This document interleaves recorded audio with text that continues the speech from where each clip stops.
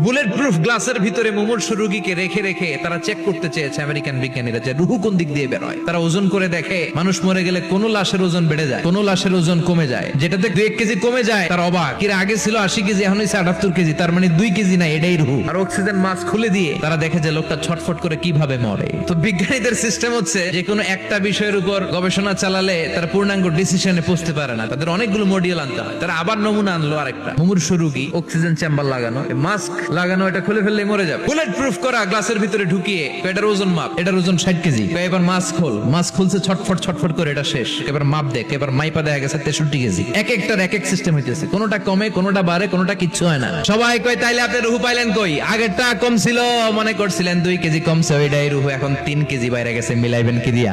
আল্লাহ ডেকে বলে, গোলাম কিয়ামত পর্যন্ত একটার পর একটা গবেষণা করতে পারবি, মাগার রুহু খুঁজে পাবি না। চিল্লায় বলেন ঠিক কি না?